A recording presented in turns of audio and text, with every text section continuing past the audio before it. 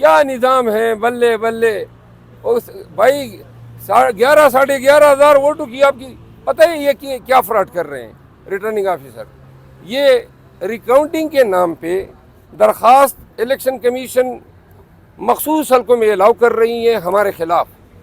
Returning افسر کیا کرتا ہے کہ ہمارے تیلے کول کے جو ہمیں ووٹ پڑے ہوتے ہیں ان پہ ڈبل ٹپے لگا دیتے ہیں، اور ان کو جتنے ووٹوں کی ضرورت ہوتی ہے، مثال کے طور پہ کل والے میٹر میں 10,000 ووٹ انہوں نے ڈبل ٹپے لگا دیے، تو 10,000 ہمارے 10,000 ووٹ ضائع کر دیے، ہمارے 10,000 مائنس ہو گئے، اور ان حضرت کے جو ہے وہ 7,000 سے آ رہا ہوا تھا. ایک نکلی ہے، سننے میں آیا ہے کہ ابھی 19 اور نکلیں گی سیٹیں. آپ نکالنے دے جی، جیت رہی ہے جمہوریت.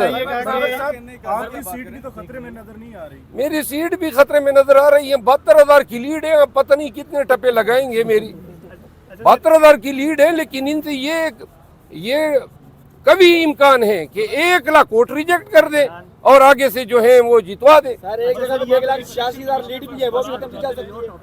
آپ چیف الیکشن کمشنر پر سوالات اٹھاتے رہے، جبکہ وہ اب اس وقت رشیا جا رہے ہیں وہاں پر الیکشن آبزرو کرنے کے لیے.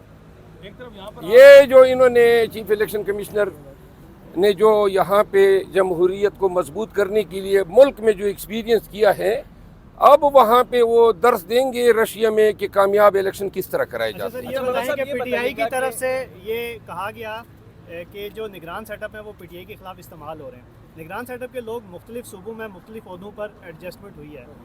محسن نقوی صاحب جو باراستہ چیئرمین پی سی بی وزارت داخلہ تک پہنچے، کیا سمجھتے ہیں کہ نون لیگ کے پاس کوئی ایسا کریڈیبل بندہ نہیں تھا کہ وزارت داخلہ اس کو دی جاتی، یا پی ٹی آئی کے لیے ایک نئے مشکل دور کا؟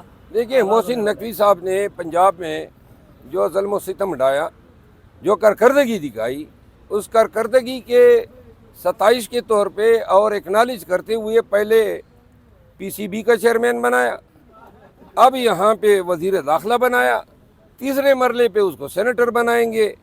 اور میرے خیال میں وہ کہتے ہیں نا قحط الرجال ہیں کہ اور آپ ابھی جو آپ نے کہا نا صوبوں میں مرکز میں وہی نیوٹرل جو کیئر ٹیکر بنے ہوئے تھے وہ اب نون والے انہی کو.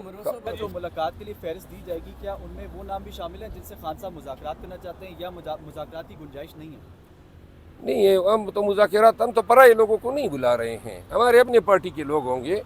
مذاکرات والے نہیں ہیں. ہم ہمارے اپنے پارٹی کے ایم این اے، سینیٹرز، ایم پی ایز اور جو آفس ہولڈرز ہیں، میں ان کی ملاقات کی بات. آج اسلام آباد ہائی کورٹ میں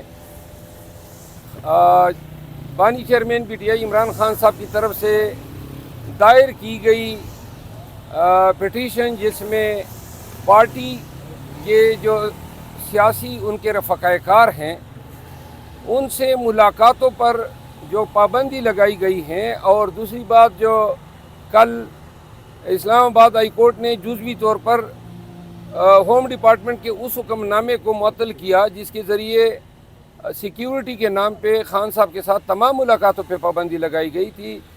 ان کیسز کی سماعت ہوئی، اور اس کے علاوہ ایک کیس میں نے اپنی ذاتی حیثیت میں دائر کیا، جس میں میں نے پاکستان پریزن رول 1978 کے رول 265 کو چیلنج کیا کہ یہ الٹرا وائرز ہے کانسٹیٹیوشن کا.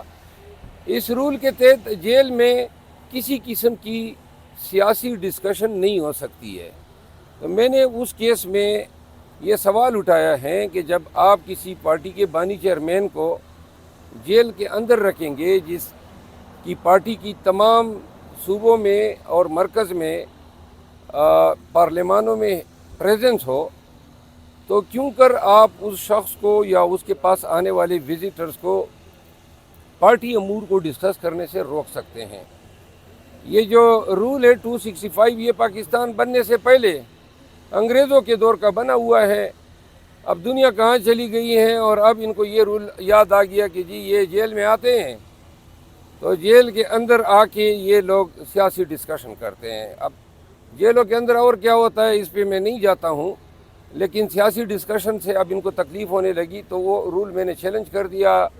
ریٹ جو ہیں وہ ایڈمٹ کر لی گئی ہیں سماعت کے لیے، اور اس میں کورٹ نے امائکس کیوری مقرر کر دیا ہے جو عدالت کی معاونت کرے گا، کیونکہ کانسٹیٹیوشنل کویسچن ہے. آرٹیکل 17 اور آرٹیکل 19 کانسٹیٹیوشن جو رائٹ آف ایکسپریشن اور رائٹ آف ایسوسیشن پولیٹیکل جو آپ کی پارٹی کی ایفیلیشن ہے ان کو گارنٹی کرتا ہے. دوسرا جو یہاں پہ آج زبردست ڈیولپمنٹ ہوئی وہ یہ ہے کہ اب پنجاب حکام اور جیل حکام نے یہ کہا ہے کہ چلیں جی فیملی اور وکلاء تو مل رہے ہیں، لیکن جو رفقائے کار ہیں یا جرنل وزٹرز ہیں، جو خان جن کو بلانا چاہتا ہے یا جن سے خان ملاقات کرنا چاہتا ہے وہ سیکیورٹی تھریٹ ہے.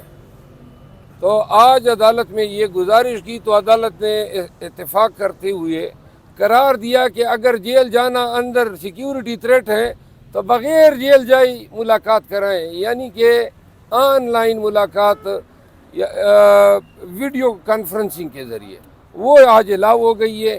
تو لہٰذا اب ہم پنجاب حکومت کو یہ بتانا چاہتے ہیں کہ آپ کے اس حکم نامے کا بھی احترام ہو گیا. اب پاکستان بھر میں جن کی بھی ملاقات بمطابق SOP خان صاحب سے ڈیسائیڈ ہوگی، اس حکم نامے کے ذریعے اب اپنے گھر میں بیٹھ کے وہ خان صاحب سے ہم کلام ہو سکے گا، اور وہ بھی ویڈیو کے ذریعے. تو لہٰذا وہ کہتے ہیں نہ رہے گا بانس نہ بجے گی بانسری، نہ وزٹر ادھر آئیں گے اور نہ آپ کو سیکیورٹی کنسرن ہوں گے. اور جج صاحب نے بھی کہا کہ آپ کو تو لوگوں کے آنے سے تکلیف ہے تو لوگ نہیں آئیں گے، آپ کا بھی سیکیورٹی کے ایشو نہیں ہوگا. تو یہ آج الاؤ کر دیا ہے. اور ہاں جی اس میں نہیں، اس میں ویڈیو کال کے لیے میرے توسط سے اور عمیر نیازی صاحب کے توسط سے جیل حکام کو ہم ان افراد کی فہرست دیں گے جن کی ویڈیو کانفرنسنگ ہونی ہے. پہلے مرحلے پہ تو ان لوگوں کو کی ویڈیو کانفرنسنگ ہوگی جن کو آلریڈی عدالتوں نے الاؤ کیا ہوا ہے. دوسرے مرحلے پہ اس کو سٹریم لائن کرنے کے لیے ہم ایک SOP سائن کریں گے خان صاحب کی اجازت سے، اور ان کے ساتھ ڈسکشن کرنے کے بعد ان ملاقاتوں کو سٹریم لائن کرنے کے لیے کہ کس طریقے سے ہو تاکہ جیل حکام پہ بھی زیادہ برڈن نہ پڑے، سیکیورٹی ایشوز بھی نہ ہو، اور خان صاحب بھی اس پہ راضی ہو. سر یہ بتائیے گا کہ نگران ہیں کہ گزشتہ روز ملاقات جو ہے اس میں خبریں یہ ہیں کہ عمران خان صاحب نے بھی ناراضی کا اظہار کیا ہے کہ جو پشاور ہائی کورٹ کا فیصلہ اس کے بعد اور سنی اتحاد کونسل سے جو اتحاد کیا گیا اس کے اوپر کوئی خان صاحب نے ناراضی کا اظہار کیا ہے؟ نہیں، خان صاحب نے سنی اتحاد کونسل سے ناراضگی پہ اتحاد کا اظہار نہیں کیا ہے. خان صاحب نے یہ کہا ہے کہ جو ان کے پہلے فیصلے تھے ان پہ عمل درآمد ہونا چاہیے تھا، اور ہاں وحدت المسلمین کے ساتھ جو بات ڈیسائیڈ ہوئی تھی وہ ہونی چاہیے تھی. اور اگر کسی کو مسئلے کی بنیادوں پہ کوئی کنسرن تھے تو خان صاحب کی یہ خواہش تھی کہ پوری قیادت عوام کے سامنے بیٹھ کے بتا دیتی کہ ہم صرف اپنی سیٹوں کو سیکیور کرنا چاہتے ہیں، باقی ہمارا کوئی دیگر مسائل سے سروکار نہیں ہے.